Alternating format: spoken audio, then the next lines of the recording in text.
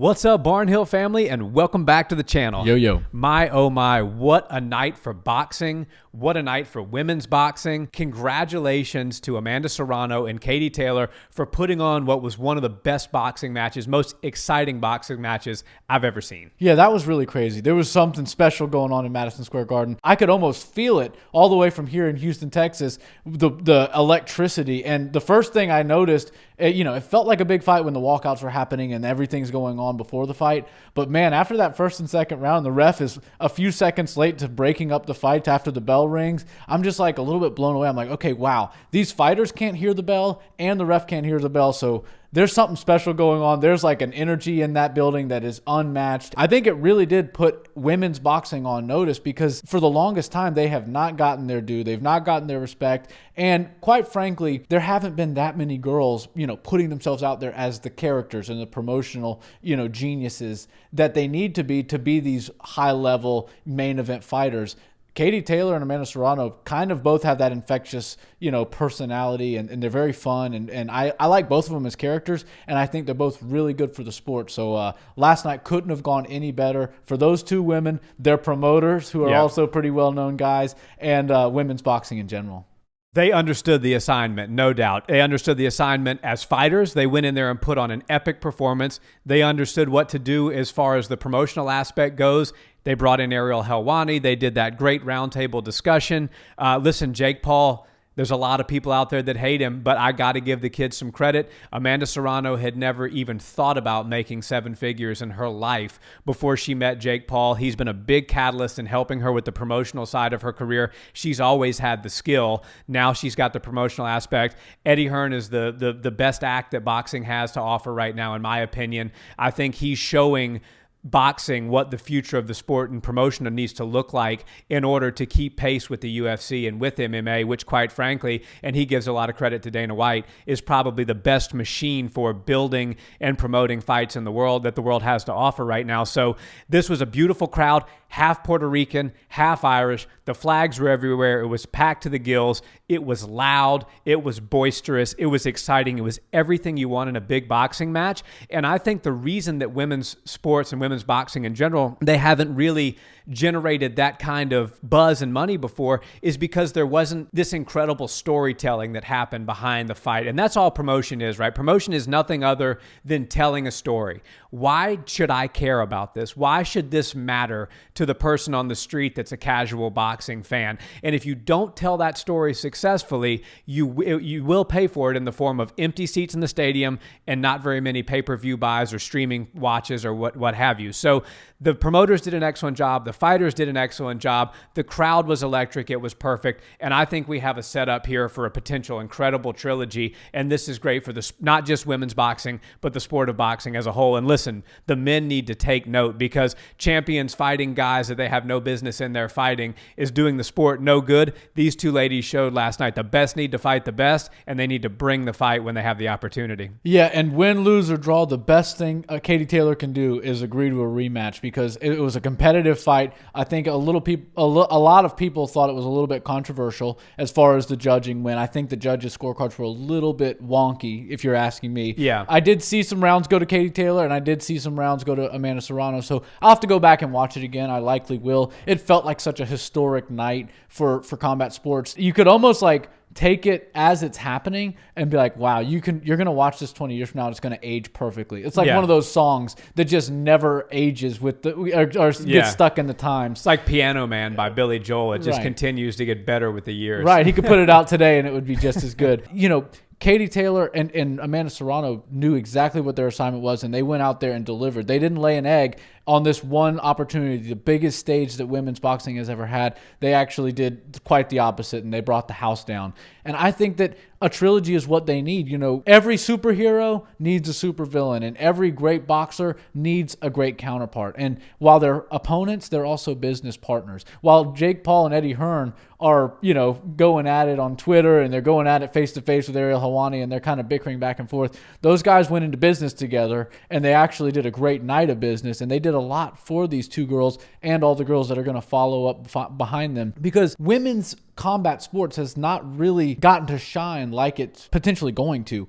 But the reason we aren't seeing women's boxing explode like women's MMA right now is because MMA is so new, it's so progressive. Everybody's kind of watching it because it's the new toy in town. Yeah. And boxing is, because it's such an old sport, the older toy in town. And why go play with the old one when there's a brand new one that you kind of get your options and you get to pick? A lot of girls are going to MMA, but I think last night's fight is going to start to persuade some girls to maybe want to be a professional boxer, and maybe that'll be the fight that gets them hooked. And there's a lot of young men out there that are like, oh, Mike Tyson got me into fighting. I saw his fights Right. and I just wanted to go. Now you're going to have Katie Taylor and Amanda Serrano having these young women go, I can actually do this. Yes. And maybe I'm not into the grappling, and maybe I'm not into the jiu-jitsu, and I don't want to do MMA, but I love boxing, and now I find that there's a path I can go down to be a successful fighter.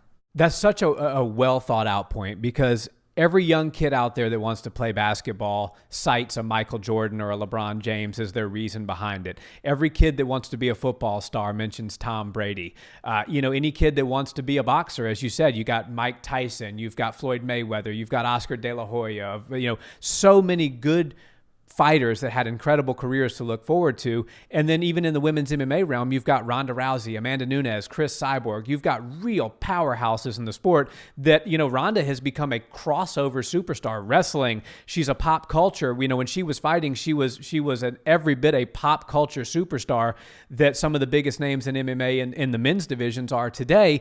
And so young girls can kind of gravitate towards them as role models. And I think that was, I know Clarissa Shields is out there. I know Katie Taylor, Amanda Serrano. But the reality is you got to get them together in the big fights and make it matter, and make people who aren't just diehard fans of combat sports like you and I are, that spend every Sunday hanging out with each other talking about the fights that we watched on Saturday. Right. Not everybody's like that. You got to give them something that's really exciting that they can get behind. And then you'll see a whole generation of young girls like Katie Taylor. My God, this girl literally went by a fake name and competed in amateur boxing against boys in Ireland because it was illegal in her country to do the sport that she loves. How can you not get behind that story? Amanda Serrano, 42 wins as a professional, 30 knockouts. She's got submissions in MMA on her record. She's got submission grappling wins on her record. She's a true martial artist. How do you not get behind her? Well, you don't get behind her because you've never heard about her. And that's where Jake Paul and Eddie Hearn came into the fold last night, and both of them did a brilliant job. You know what? I've criticized Jake Paul in the past, and I think for good reason, and I still will continue to critique his boxing. But as a promoter, for the first event he ever promoted, I have to give him a round of applause. Yeah, I mean, Jake Paul is doing a lot. I mean, he's progressing as a fighter, love it or not. He's doing good things. He's progressing as a promoter. And, I always said that, there's such this weird beef between Dana White and Jake Paul. And you know what? 20 years from now, watch. Jake Paul's going to be a premier promoter in some combat sports realm. I was 20 years off. Yeah. The guy is a premier promoter right now. The best promoter in all of boxing, Eddie Hearn, is co-promoting with Jake Paul. I mean, the kid is doing things at warp speed. Like, nobody's ever done anything like that. 2 years ago, he was boxing YouTubers, and now he's promoting and fighting in the biggest cards that boxing can possibly put on. So some of the things he's doing, I know that his antics and his in the ring stuff maybe aren't up to snuff with some people's opinion on what a boxer should carry to the ring. But man, he's doing so much for the sport. And then the most important thing that he's doing is he's maybe the biggest advocate for combat sports athletes that there is currently right now. Definitely the loudest. They always say the squeaky wheel gets the grease, right? Yeah. He's the squeakiest wheel by a country mile. Everybody knows that Jake Paul is advocating for fighter pay. He's trying to get these, Amanda Serrano has literally been compensated $500,000 from Jake's purse. And then he started making her huge paydays with fights on her own that he's not having to pull from his own purse, but that she's earning on her own. What he's doing for the boxing, what he's doing for women's boxing, what he's now trying to do in MMA, and he's at least bringing concerns up to Dana White that Dana's having to address now. And, Dana does really good things for UFC fighters, but Jake Paul's trying to get them paid even more than they are getting paid. So I think that Jake Paul needs a lot of credit as a boxer, but if you don't want to give it to him, that's fine. If you want to, he needs a lot of credit as a promoter, but if you don't want to give it to him, hey, that's fine. Maybe Eddie Hearn carried all the weight, but you can't take it away from him that he's advocating for fighters. And Amanda Serrano is a multimillionaire right now, today, Sunday, as we record this, and she would not be if she had never met Jake Paul. Yeah. And like it or hate it, that's a reality of the matter.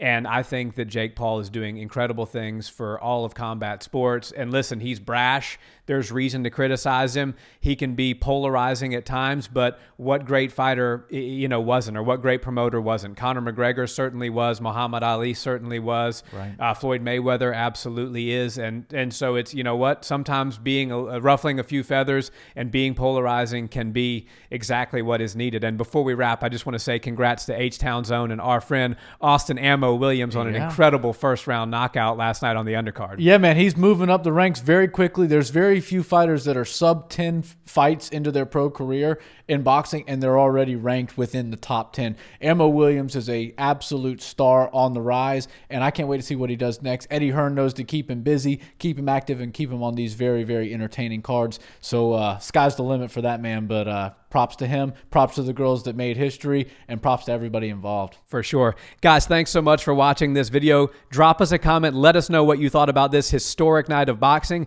Nick and I always love engaging with you guys in the comments, and if you haven't liked the video and subscribed to the channel yet, please do so. We really appreciate it. Have a wonderful day. Peace.